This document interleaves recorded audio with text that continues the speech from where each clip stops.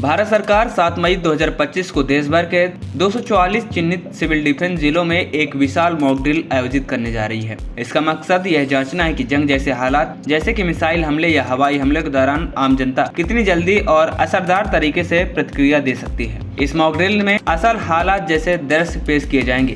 मसलन हवाई हमले के सायरन बजाएंगे, शहरों की बिजली बंद कर दी जाएगी, आम लोग शरण लेने का अभ्यास करेंगे और आपातकालीन सेवाएं तुरंत हरकत में आएंगी। इस अभ्यास का मकसद अफरा तफरी से बचना, घबराहट को कम करना और जाने बचाना शामिल है। हालांकि इस तरह की तैयारियां शीत युद्ध कोल्ड वॉर के दौरान याद दिलाती है, लेकिन मौजूदा वैश्विक तनाव ने एक बार फिर इन्हें अहम बना दिया है। 7 मई को होने वाले इस राष्ट्रीय स्तर के रिहर्सल के लिए गृह मंत्रालय ने 2 मई 2025 को सभी राज्यों और केंद्र शासित प्रदेशों को निर्देशित किया है। यह अभ्यास सिविल डिफेंस रूल्स 1968 के तहत आता है। इस मॉक ड्रिल में स्थानीय प्रशासन, civil defence warden, home guards, national cadet corps, NCC, national service scheme, NSS, Nehru Yuva Kendra संगठन, NYKS और स्कूल कॉलेजों के छात्र छात्राएं हिस्सा लेंगे। इस तरह की तैयारियां सिर्फ संकेत देती हैं कि राष्ट्रीय सुरक्षा सिर्फ सैनिकों की जिम्मेदारी नहीं। जब आम नागरिक यह जानते हैं कि क्या करना है, कब करना है और कैसे संयम बनाए रखना है, तो पूरे देश की मजबूती बढ़ जाती है। यह केवल हमले के बाद की प्रतिक्रिया नहीं, बल्कि हमले से पहले की जागरूकता का हिस्सा है। संवेदनशील इलाके और संस्थानों में सायरनों का परीक्षण किया जाएगा ताकि आम लोगों को हमले की स्थिति में सतर्क किया जा सके।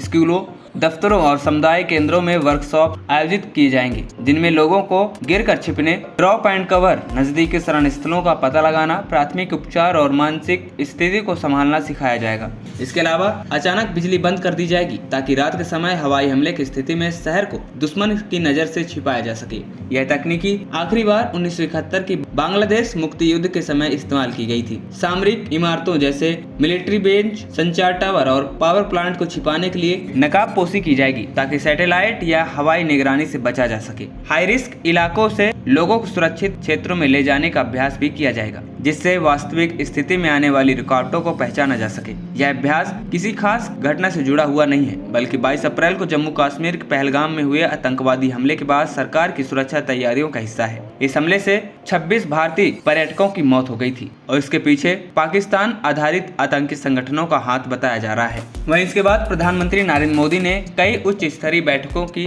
भूमिका निभाई और कहा कि हम साजिश करने वालों को ऐसी सजा देंगे जिसकी उन्होंने कल्पना नहीं की होगी। इससे पहले भी अक्टूबर 2022 में हुए चिंतन शिविर में प्रधानमंत्री और केंद्रीय गृह मंत्री ने सिविल डिफेंस को मजबूत करने की जरूरत पर जोर दिया था। जनवरी 2023 में गृह सचिव द्वारा पेश किए गए पत्र में राज्यों और केंद्र शासित प्रदेशों में सीमावर्ती और तटीय इलाकों में सिविल डिफेंस क्षमताओं को बढ़ाने की अपील की गई थी। भारत पाकिस्तान सीमा के पास फिरोजपुर छावनी में 7 मई से पहले ही एक 30 मिनट की ब्लैकआउट ड्रिल आयोजित कर इसकी झलक दिखा दी गई है। गृह मंत्रालय ने हर भाग लेने वाले राज्य और केंद्र शासित प्रदेशों को ड्रिल के बाद एक्शन टेकन रिपोर्ट सौंपने का निर्देश दिया है, जिसमें कार्यान्वयन, सीख और सुधार के बिंदु शामिल होंगे।